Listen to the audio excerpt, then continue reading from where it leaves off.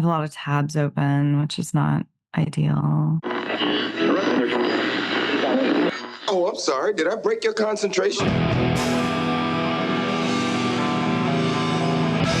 Somewhere between science and superstition.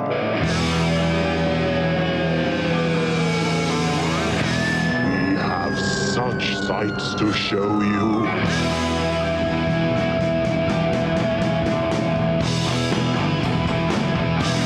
Strange Eons. Welcome to Strange Eons Radio, and we're doing another extra version of our Filmmakers Forge, as we call it, because why not? It's fun. And the idea of making movies. My name's Eric, and I'm joined by the... Vanessa. Yay! You might know us from Strange Eons Radio. Yes. I assume you are here because you listen to our fine Strange Eons Radio podcast. And it's great to have little interstitials here and there where we get to talk about things that are a little bit off the normal beaten path. And yeah, what are we talking about this time, Eric? Well, this time we decided to go a little more with our own experience. I'm talking about directing film, directing shorts, features, whatever we've got in our arsenal of history work, I guess you could say. And we would just go back and forth, like, ask a question, we both answer it if it works, or if however it works out. This will be a very casual episode. If you're looking for structure, this is not it. Our regular show is very structured. This one is free form. Our regular show has a timer. That's right. We do not. Involved. We will talk for 12 hours. No, we won't. The timer is 100% my fault. And I will do my best to refrain from going too long on this as well. We'll start out like the basics, kind of the idea. Like when you were looking at film, did you set out to be a director initially, or how did you approach starting to make movies? Yeah, I did not ever really think about doing directing initially. I was much more interested in writing. I had wanted to study creative writing. I was studying creative writing, and I thought that screenwriting might be a really good fit because I loved movies so much. So I just wanted a career, and I think it was around 2007 when the economy was collapsing, and I was like, I got to get a degree that's going to make me some kind of not money, but like have a path of any way, shape, or form. So I started doing screenwriting, and the school I applied to, it actually specialized in screenwriting and directing. So, and actually the screenwriting class was horrible. So it was really just a directing school. Okay. What about you? I came from it more from the acting side. Really? Junior high, high school, and some independence. I did a lot of acting on stage. Loved doing that. Did the whole leads and stuff like that in high school, and it was a lot of fun. Then I went, I was like, I am moving out of Idaho as soon as I can. So when I hit 18, I moved to Seattle. Idaho. Crazy. Well, I've been back a lot, but to Seattle, and went to the Art Institute, which was a training of filmmaking overall and audio production, which was not really my area of interest, but I learned how to sort of run a 24-track studio, but I wouldn't say I was good at that. And that's where I met Kelly, because his brother's band was recording in the studio there at the school, and they were actually good. So I was like, oh, let's go see what this band's like. There's a lot of bands that recorded there were okay. Oh, no. And they were looking for music videos for their new band, Nightshade. So that was the first post-school projects I did. I did a bunch of stuff in school, of course, but then got in the real world. And that's what started me directing. What was your film school like? Was it like a 1-year program, or like what? It was a 2-year program. Yeah, it was 2 years. It was all kinds of stuff, production and business and um, pre to post and everything in between. So it was a lot of that. It sounds like yours was much more specialized. I mean, Yeah, mine was, I don't want to say a scam. That's not quite well, great. But it did not actually produce any sort of real degree or have any real certification, as it turned out later. But yeah, mine was a 1-year intensive film school based out of Ealing Studios. It was this little place called the Met Film School. It was basically like, I don't know, it had 2 or 3 rooms, and 2 classes would be running at any given time. 2 years were running at the same time. Um, and yeah, there was 20 of us all together. Um, and it was very, very focused. It was 5 days a week plus weekends. You were expected to do the assignments every day after school. You were expected to socialize with the other people in your school. So it was very, very full on, and it was 1 year like straight. So it was a September to September course. So it was like just through the fire. It was a lot of work, even though it wasn't really official and not really certified. There was a lot of real lessons happening. Our equipment sucked, though. I will say. It was truly god awful. I mean, like Sony camcorders and really iffy yeah. tripods, and eventually once we did the lighting workshop, we got to go into one of the studios, and like all the equipment got a lot better because you're working with like real production stuff. Yeah. And they're like, you can't touch the light bulbs because you'll make it explode. And you're Yeah, like, don't do oh, that. this feels very different all of a sudden. Yes, I don't But miss those days.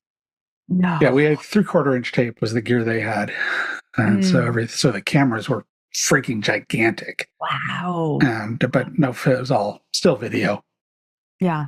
We're in mini DV. So we were at that age where things could suddenly get a lot smaller. Yeah. And yeah, so, we were learning to edit by, recording, like pressing play and pressing record on the mini DV tape to tape. Yep. And then, Oh yeah. and then we were using a I don't want to say early Final Cut Pro, but it was like Final Cut 5 or something. It was very, yeah. No, it's all tape to tape for me.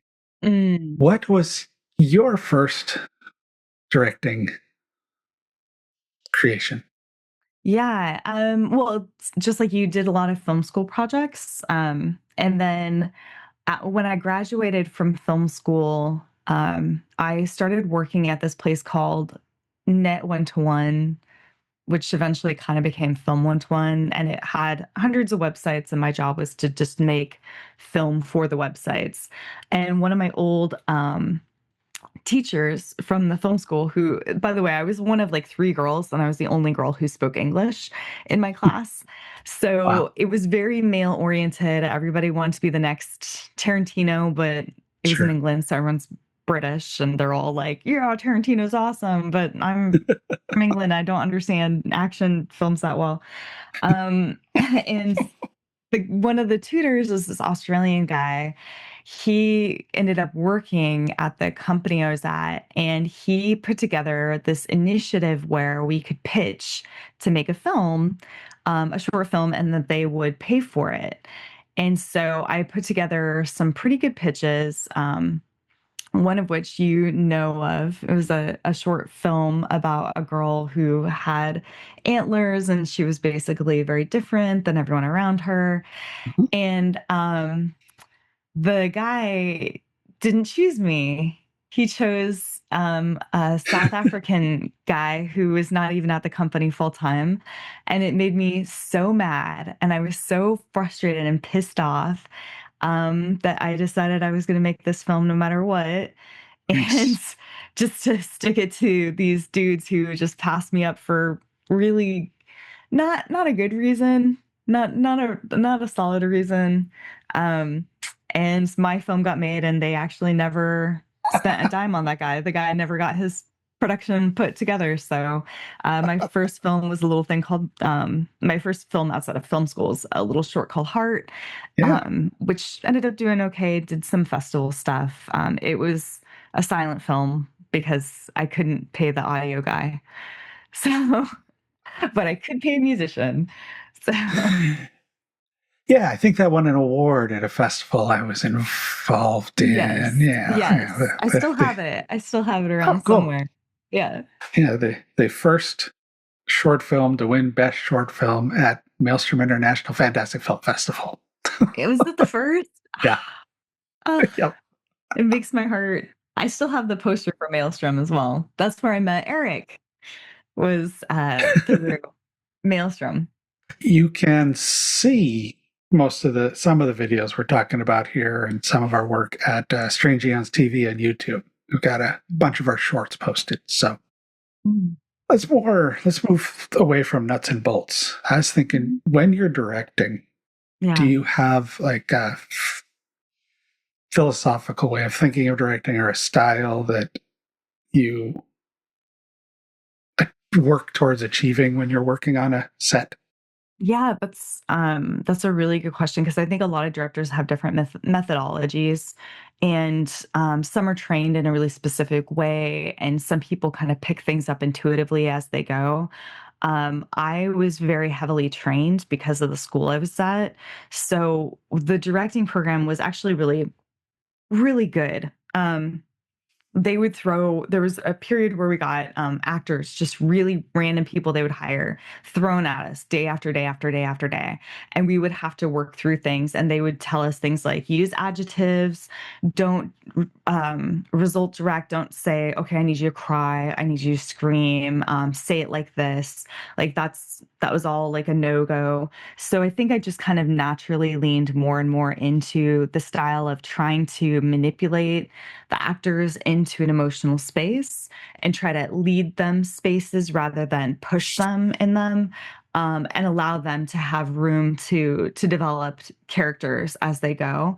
So I like to have a lot of conversations ahead of time and really like, I think in the auditioning stage, really make sure that it's the right fit before I get anywhere near set because I don't want to spend a lot of time trying to make somebody something that they're not. Yeah. So, once we're on set, it's a lot more like, hopefully we've gotten prepped enough for them to find that character, to find that space, especially with all the set dressing with all the other characters around them. Hopefully, it's a lot easier to touch into.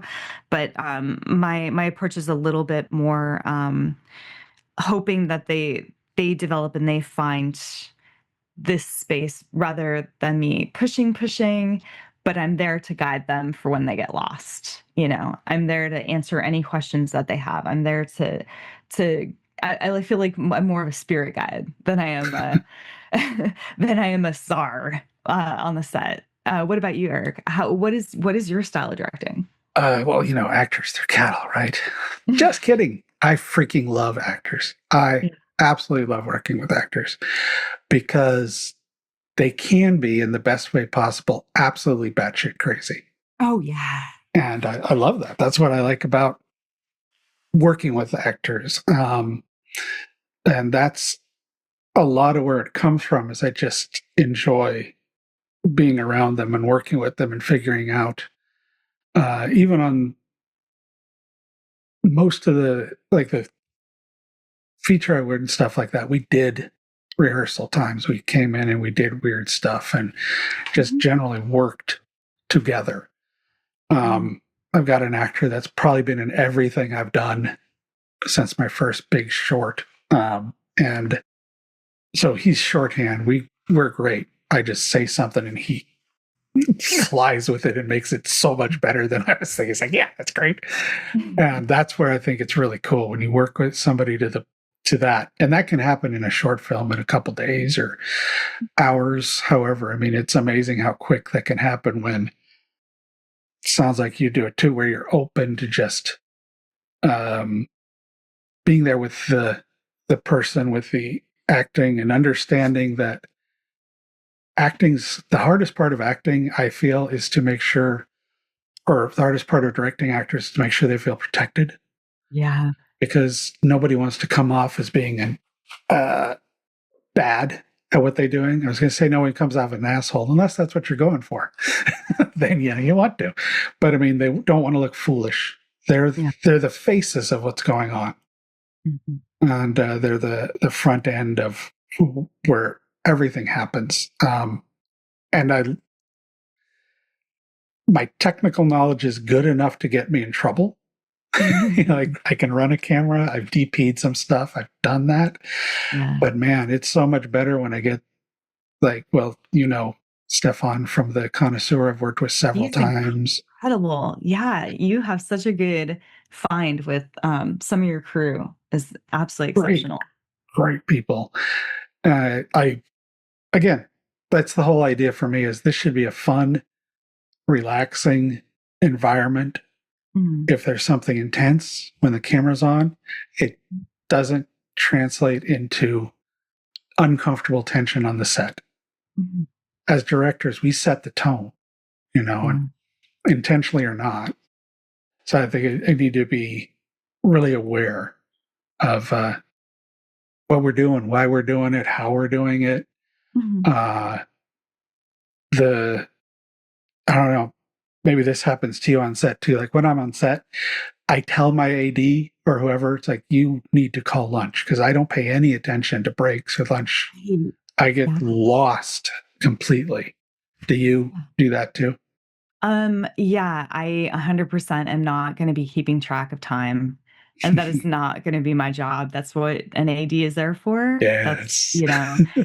that is why I have them there. I definitely, that was like one of those hard lessons learning pretty early on that, oh, okay, this is not where my headspace is going to be at. I'm going to be sucked into the scene. I'm going to be, I need somebody to come up and whisper to me like, okay, you only have a few more takes of this. We got to move on. I need that because I Yeah. won't know for sure. And I like what you were saying a lot about how it's such a big risk for actors to put their trust in you because I feel like so many actors have been burned and I get this, Yeah. especially with actors who I haven't worked with a lot, who are newer to a production that I'm on, who are more experienced. A lot of times they'll be like, I've never heard of this girl, don't know who she is, feel like I'm doing somebody a favor. They kind of come in with this like shell of Yeah. like, it's going to be bad or I'm going to get fucked or, they're going to not feed me. They're not going to keep me warm. I'm going to have a long night. And then it's such a joy to watch them open up and realize that it's not going to be like that. Yeah. And it's like, oh, okay, I'm in safe hands. This person knows what they're doing. They have a vision. Like when you earn that trust with them, there's something really, really special about that. Yeah, exactly. Well said. What were some of your bigger challenges as far as like projects that you've worked on? Have you run into anything that like was a really big struggle on set or for a project where you were just like, oh God, how am I gonna make it through this? Sort of, honestly. There's been stuff, but to me, that's part of filmmaking is you're going to have stuff go wrong. It's a couple instances. There's one that I think helped shape me as a director in that first Nightshade video we were shooting. We had a shot that we just couldn't figure out how we'd do it. And our PA said, this seems like a good idea. I'm like, be open to listening to everyone on your crew because you never know where the great idea is going to come from. And it solved our problem. And that helped a lot. There was one big one. There was one really big one. When we were shooting our feature, the thing on the doorstep, we were shooting at the Everett Library. Luckily, we had just enough budget to have insurance because the grip truck got stuck in the entrance to the garage. So it came in and got boink.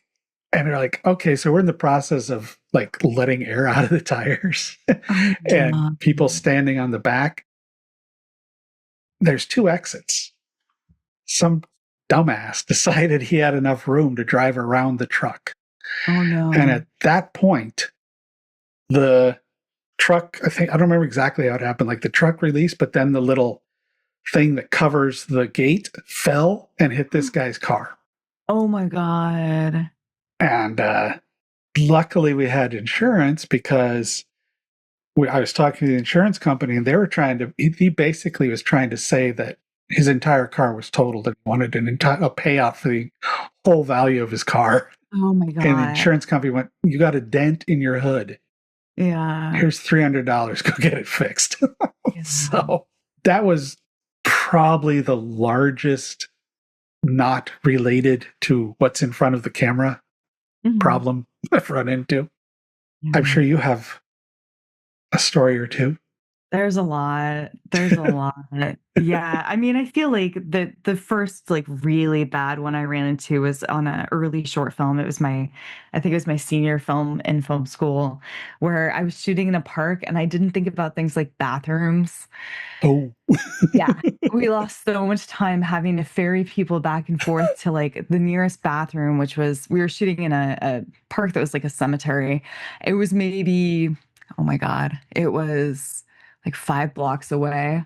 oh, So, I jeez. was just losing, hemorrhaging time with people going back and forth and back and forth, Yeah, and, it's just that little practical stuff of, sure. feeding people, taking care of the people who are around you, thinking of somebody other than yourself and your actor, like, "Okay, what else do I actually need to worry about logistically?" Yeah, But I definitely have been known to sort of push the envelope as far as, what I can get away with just because I've had such low budget projects, right. and so borrowing, and stealing have become a thing I know a little more than I would like to.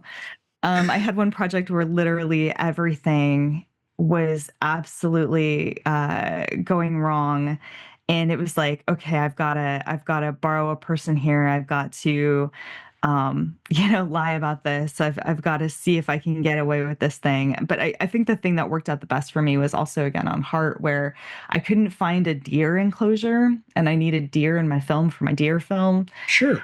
Sure. And I was just out of ideas, and what you said was so good about listening to the people around you, and I was like, "Okay, there's this big park in England, in London, called Richmond Park. I'm gonna go there, there might be deer, there's known to be deer, maybe we'll run into some deer," and that was my Oh, best lead, and I had this guy who was, a grip, and he was like, "Hey, me and my girlfriend just went to this really weird," it was basically like Northwest Trek, but for, oh, like, England. uh-huh. He's like, "Yeah, and there's this guy there, he just kinda collects deer, and they're just, like, all in this little area, and they, like, follow him around. Maybe give him a call," and I was like, "Okay." Called up this Wild. guy, and he was like, "Oh, how much money do you have?" And I was like, "Well, what would you say if I told you I was a student?" And he was like, "Oh, okay, well, like, 100 quid." And I was like, "Okay, great. That's what we can work with." I wasn't a student. I was Right. Yes, I sure. graduated. I just said, "What would you say if Doo-doo. I was a student?" And so this guy gave me an absolute banging deal. Turned out that the deer thought he was their, like, leader. Like, they, had just big he was, like, their alpha, and so they would follow him wherever he went, and so he just Oh, had to wow. walk behind camera, and they would just all follow along at a distance and go back, and so we got, like, I don't know, 5 or 6 takes of these deer just going from one part of the Wow. camera to the next. Yeah, and, like, they were willing to come up and eat out of my actress's hand on camera, and, like, I've never been able you're told not to work with, like, children or animals, and Mm, I've definitely worked with both, but, just little stuff like that where it's like, that's I great. should not have gotten away with any of that. There's no way. There's no way I should have gotten away with it, but, sometimes that kind of stuff does work out. That's pretty cool. That is really cool. I cannot begin to say I don't know, the production value on that is out of control. Yeah. So, Yeah. That is wow. Let's see. Well, one way to make sure things do go well, mhm. do you have a pre-production working style? Yeah, absolutely. I have a notebook that I usually have where I break out all the scripts. I make the world's worst storyboards, like on planet Earth. They are I truly. challenge that. Ooh, we got we got a fight a brewing. Um, Yeah, so, like, I'll either have, like I often will go to, locations and take the pictures of the spaces, and then I'll have, like, a whole book where everything is just broken out to all hell, and then I'll have Nice. each line written down, like, directing terms next to it of ways that I can maybe get them in people's headspace pretty quickly. I just really, I break everything down as much as humanly possible ahead of time, and I carry that little notebook around with me, and the hope is that I don't even have to open it, Yeah. but most likely I'm going to be really referencing that and making sure I have all the tools that I need ahead of time. So for me, it's all about getting into the script ahead, visualizing everything ahead, figuring out the spaces I'm using, figuring out what props I've got, what costumes, what people are going to be around, like how I can make all that work, and then showing up and hopefully it just works. But so far, it has not just worked. So. Okay, then. What about you? Like, do you have like a similar method? Do you have like a notebook or do you have I ideas or is it just that you've done a bunch of rehearsing? have one weird thing that I do that Mm. some people said is weird for a director to do. I love breaking down the script like an AD, like going through and underlining the hairstyles and circling the effects or whatever. I forgot the exact terms, and doing Oh. that full breakdown to know where everything's needed for every scene. This scene Mhm, needs these props. This scene needs this special effects. mhm, This scene might need a dolly or something. mhm, And that's pretty much where I start. And then from there, I take that and I break it down. I do the 1/8 page thing, I do the page mhm. counts. I break down what I think we should spend an hour shooting this scene because my other favorite thing to do on set is being an AD. So I kind of mesh those together at pre-production, Mhm. and then storyboard with my little stick figures and all that stuff. Luckily, I've got a really good friend of Kelly's is a super fast artist who just likes to. Can you make these look nice? It's easy when it's like 3-page scripts or something. Then I get on set, and that's when I have like Camille, my ADs, most of the time, and Kelly a lot of times sitting there going, "You're missing a shot, dude. You forgot this." Because, that zone thing we were talking about earlier, Ah, I will forget that. Here's my pages, here's my shot list. Oh, shit. I skipped that yeah. shot, went down to that shot. And they're like, you need to go back. Okay, thanks. Let's get those. But yeah, just every aspect of the script, breaking it down to every nuance you can have going on. And then if I can have rehearsal time, then I'll get that in. But, Mm. again, like a 3-page script, you're not going to, let's get together and rehearse this. I think you can do that on set. But so, yeah. Oh, it's so funny. The way your brain works, I think, is so different than mine as far like to me, ADing is a special circle of hell. Like, time management is. Oof, I hate it. When I have to Well, start breaking pages down into eighths where, I don't know if you still do it the old school style where you just keep folding the pages and then you've got your ruler and you mark down the 8 sections, which is yeah, so I've never dumb. folded the pages, but yeah, I get the ruler out and Yep. one page is 1/8, and then you go through and go, this scene is 2/8, this scene's 4. Yep. Yeah, I, Yeah. I like doing that. That's man, yes. You are a different beast to me, which is Well, which is awesome. part of why I like it is they're two entirely opposed jobs. Yeah. If you're directing, you can't be an AD. You really should have an AD on set. Yeah. And as an AD, your creativity is like zero, Mm, except for figuring out how to work time. yeah. So that's why I think they're so much fun because they're just Is that the other role that you've had the most on sets, do you Yeah. think? Like Yeah, I've ADing? AD'd 3 or 4 times. I did a lot of script supervising, and it's funny because I part of why I was doing it is, again, I was trying to get more to the writing aspect, but also learning a lot Oh, more on set and trying to figure out how to become a better director. And I will say that it did me no favors at all. All it it really did was teach me becoming like the set punching bag because oh, really? everyone's frustrated, everyone's mad, you're communicating with everybody, Yeah. every department. You're trying to, basically you have to be the bearer of bad news to everyone where you've got to tell the director, "Hey, you have in your storyboard or in your shot list these things and you didn't shoot them. Do you care?" Yeah. And oftentimes they're like, "No, we got it. Don't worry, move on." And you're like, "You didn't, but okay, bye." Like, you're just this Yeah. bad messenger a lot of times. So, It's very related to AD. There's a lot of similarities there. It's yeah, like, though I hate the ADs that yell and get all angry. I don't ADs, understand that. But yeah. I did the feature that I AD'd on. I had fun with the director. At least I thought it was fun. I don't think he thought it was fun. But I go, okay, this is what time it is. This is when we wrap. You have 5 scenes left to do. Tell me which 3 you want to cut, or you're going to start after working faster. It's like, Yeah, so which 3 do you want me to cut? He's like, what? No. Okay, then go faster yeah. because you're not going to get them. I had the worst experience I ever had was, I had an AD who came up to me on set who said, "Okay, you lost the scene, we have to move on." There was no, "Hey, Oh, we've no only got 10 warning. minutes." No warning. Oh, that's No bad. warning. Yeah, Oh, just came up to me and said, and I ironically, again, that was for Heart. There was a lunchroom no. scene, which is all done in a oneer. That happened after I started crying, and my incredible DP at the time, this guy named Mike Doxford, who's now just an incredible director and DP out in the UK. Like I've worked with so many people who've gone on to become so famous, it's ridiculous. But anyway, it's fine. Look up Arena Yang. You'll lose your shit.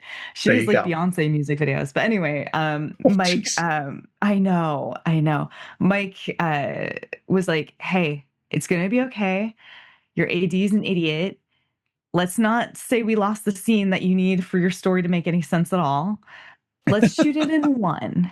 Let's just shoot it in one. All these shots, we're gonna kill them all and we'll just shoot it in one." And I was like, "Okay." And it took a little bit longer to step it through, but instead of taking, 2 hours, I think we got the whole thing in, I don't know, 15 minutes instead. So it yeah, it was, but ADs they can make or break a production. Yeah. I mean, that's what an AD should have done. Like, Yeah, here's your options. I'm not going to tell you what to do as your director. It's your job, yeah. but here's your options. Not, well, you're screwed. ADs, having Ah, people I knew as ADs has ruined friendships for me. Like, it has literally ruined, like, that guy, I'm vaguely friends with him still, but there was a period where I was so mad. I was so mad yeah. at him. And I had another AD on a more recent project who was a friend of mine who showed up stoned every day, Oh, shit. stoned out of his mind. And I was like, "This That doesn't sucks. work. This does Yeah. not work." It did not work. And people were like, "What's wrong with this guy?" And I was far enough along in my career to be like, "Okay, I guess I'm going to take control of this production." Or like, I think I grabbed one of my film students and was like, "Hey, I need you to step up and Wow. mind the time because this person can't do it." Yeah. Yeah. Along those lines, we talked a little bit about philosophy of working with cast. What about crew? What about working with crew? Yeah, it's really tough because personalities in the film scene can be really diverse. Most of the time, I try to surround myself with people I know and trust and Well, really respect. And sometimes they might not have the most glowing personalities, but they're very good at what they do. And I will take that in a heartbeat over somebody who's nice, but can't, can't do the job very well. sure. So I've had some pretty solid crews, but it's amazing how just one person who can't do their job very well can be such an impedance on the whole production. So the most recent project I did, I definitely had a situation where we were pushing things. It was tight. It was hard. It was the biggest budget I would ever put towards a project, but still people were really feeling it. And we were all staying in this cabin. We were all pushing towards this. I mean, the shots were great. Everything was mostly coming together. It was a lot of people I've known for years, but I still remember when I got into my sleeping bag at night, I could hear the crew talking shit about me. Oh, shit. Yeah. And you're like, Oh, all right, I gotta pretend I didn't hear all that because tomorrow's another day and ouch. we got stuff we gotta get done. So, you are when you're directing, you are the ship mast. Yeah. And the good and the bad is gonna come your way. When things go great, people are gonna praise you for it. And when things go bad, people are gonna blame you for it. And that can be tough. That can be a really tough pill to swallow. It's a really, really difficult job. It's not as creative all the time as you might want it to be. And it's also not as linear as some people might want it to be. It's a fine balance. It's definitely not that. No, for sure. What about you? Like, do you have a philosophy of working with crew members or with choosing your crew? Collaborative is the main thing. Somebody that wants to work with you has no problem going, that's not going to work. Sure. But we'll follow it up with, and here's how it will work. Here's what we can do instead. Yeah. Because even though I have DP'd, I'm not the greatest DP. I know that. I can operate a camera, I can do this stuff, but I know much better people at it. I know much better people at sound. I know I don't want to worry about ADing when I'm directing. So I want those amazing people, or just the people who run around in the background and just do amazing stuff. Just kind of run around in the background. Like we had on the Connoisseur, we had Ty, who was a great filmmaker in his own right, but just did stuff. And the pay attention to what's going on around, so they're there and available for whoever needs them. And those people are priceless. They don't get the credit they deserve usually, but I think they do in productions like we do, where you've got 6 crew people, 10 crew people, or whatever. And that's the most important thing to me. Collaborative people I can work with. The one time I felt, apparently from the crew afterwards, they didn't think I lost it, but cleared the set because JD and I, the actor, could not figure out how we wanted to make this thing work. So everybody go. And because that's one of those times when people are giving you ideas, I just need to talk with my actor for a little bit. And I noticed while I'm talking to JD, this was the first time I worked with Stefan. In the background, out of the corner of my eye, I see him sneaking back down the stairs and start working. Going, that's awesome. That is so cool. Thank you for knowing you still need to do this stuff. And that's the kind of thing I think is great in a crew member, to work with you completely, but also know they've got their own stuff to do, even if occasionally as a director you get in the way.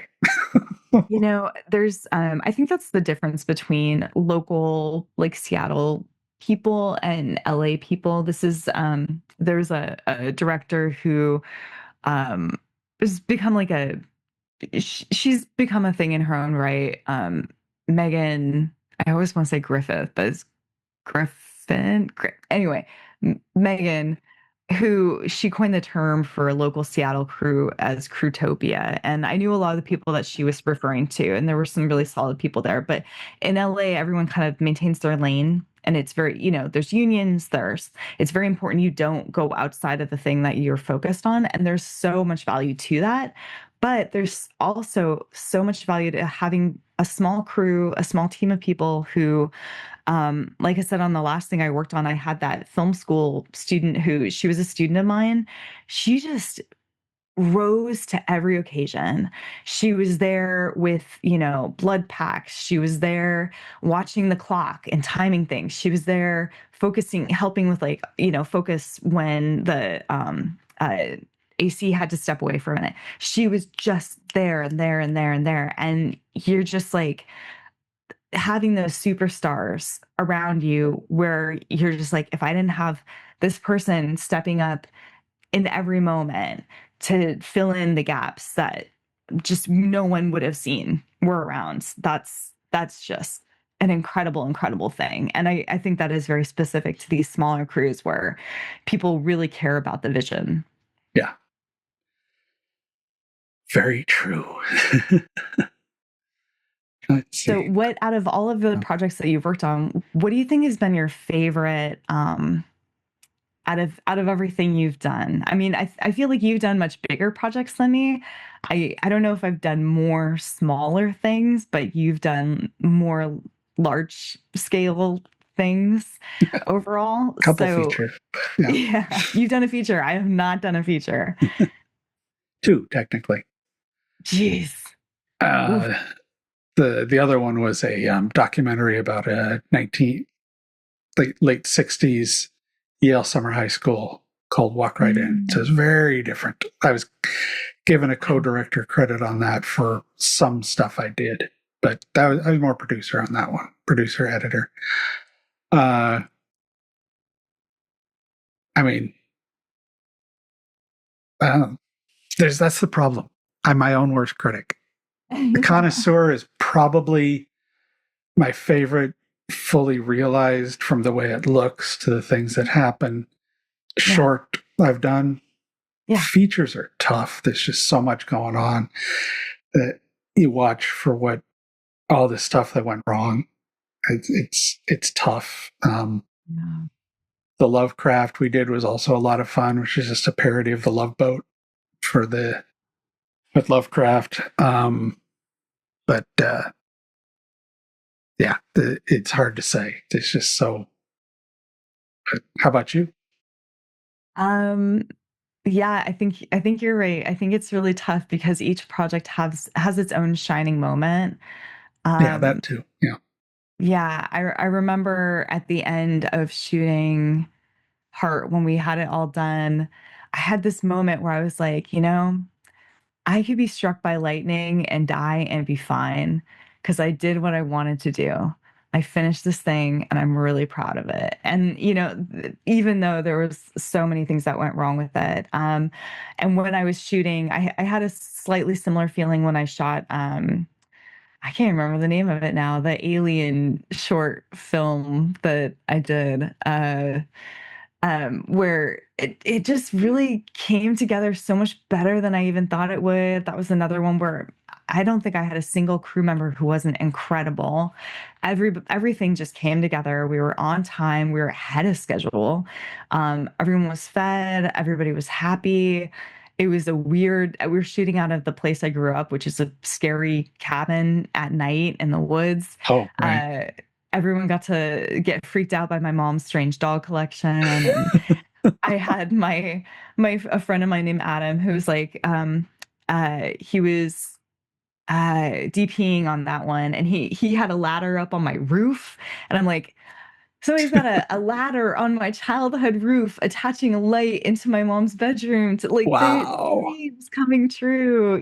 Like there's just, there've been some really good moments where, Oh, yeah. things really worked. I think, and then there's the disappointments where one of the things I recently did, I never managed to make into its final product because it was a pitch product, and I got it in the edit and realized that it just wasn't functioning, and I cut it like 6 different ways and it just never really functioned. And Yeah. I never really got what I wanted out of that, even though that project had such an incredible crew on it. So there's the heartbreakers too. Yeah, you bring up a good point. Most what I was mentioning there is the post once it's done. Yeah. I've had glorious times on set. They've largely all been good. That's again, great crew, great cast. I'm sure there's been some, but the focus in my brain for those times when I've been directing has been what's been going good, because you don't get to do it very often.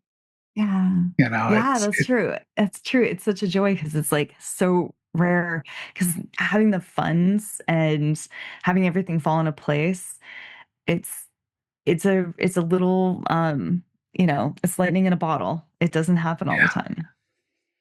yeah, yep. Well, that feels like a good place to wrap up. Yeah, Any absolutely. other little questions or wonderings you had? Like Ah, micro I mean, questions?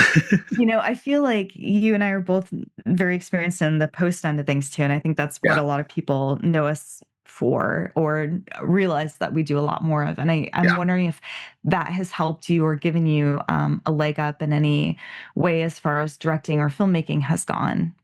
absolutely. I'm sure it has you too, where you're like, okay, okay, I've got this shit, I've got this shit. Oh shit, how am I going to go from this to this in post? Mhm. And you realize I forgot the storyboard. I Yeah. didn't storyboard the transition or the cutaway or whatever you might need. And yeah, Yeah. I think it does for you, I would imagine as well. Yeah, I think that is done. I have spent so many years trying to figure out how do I become a better director, script supervising and being on set. And, I've done just like you, I've done sound work and camera work, and I'm terrible, terrible at those. No one ever hired me for that. I will not do you justice. But getting further and further into post, I did realize going on a set, it was the first time where I was like, oh, I can visualize this now. I understand how it works. I understand how everything's going to happen. Yeah, I understand why I need the shots. I need them. I understand what is missing in the moment and how to fix that in the moment. It has definitely made me a much better director coming from that brain being rewired to understand shots. Like it filled in a huge gap for me. excellent. Yeah. Well, I think you're hit the end of our Strange Eons Filmmakers Forge. Yeah, yeah, it's so Ideas and exciting to stuff. hear about all your experiences on set, Eric, and, Yeah. I'm really looking forward to whatever your next directing project ends up being. And yours. Ugh, we'll Yeah, that's see. just like, I've got one I would love to do, but it is a feature. So, Wow. yeah. But Ooh, is this a collaboration with Kelly, or is this yeah, it's a one of his scripts. yeah. Ooh, it would So be good. it would So be good. really, really cool. I would love to see you guys put something out there again that, you know Yeah, so if anybody's listening here and you've got a spare giant chunk of change, let me know. I I like how won't it's say not the an amount undisclosed because, amount. You're not like 10.2 million or 1.5 million. You're like, money. that's Just right. give us money and we'll If make you've it got work. something, we'll see where it's at. Yeah. Yeah. Exactly. I know. I had to really scale back in directing because I am always footing the bill. So yeah. Oh, Oh well. next week we've got the episode I expect to take a lot of crap for. Oh, The Lifetime oh man. movie thing. The Lifetime original movie Yep. episode. Yes, which I'm excited about. Even though I went slightly off topic for mine, in that Eh, I didn't do a horror or a thriller. Well, it's kind of a he thriller, kind of did a show. a little bit. Anyways, they'll just Yeah, have to listen. yeah, they'll have to find out. Tune in That's right. next week. And then we've got some really good stuff coming up on the calendar past that. So, Oh yeah. everybody pay attention to the socials. Check us out on our Facebook page, Strange Eons Radio Talk. Follow us on YouTube, Yes. Strange Eons Radio TV. No, Strange Yeah. Eons TV. Staging S TV. Yeah. Yes. Yeah. Tell all your friends. Find their phones. Oh, find their phones. Make sure it's unlocked. Find their podcast app. Add us. Yes. Don't tell them. Go to Just your add go to us. your parents' house, open their Yes. phone, unsubscribe them from Fox News and Comcast, and subscribe them to Strange Eons Radio.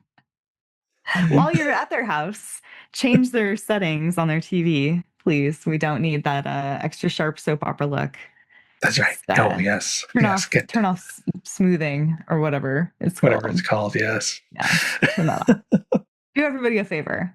Transportation and other considerations for Strange Eons Radio produced by Pan Am Airlines. When you think of traveling, think of Pan Am. You can't beat the experience. Guests of Strange Eons Radio stay at Econo Lodge Everett. It's an easy stop on the road, you know what we mean. Strange Eons Radio is recorded live in front of a studio audience. If you enjoyed this episode, please consider leaving us a positive review on your favorite podcast app. Sit, Ubu, sit. That I decided I was going to make this film no matter what.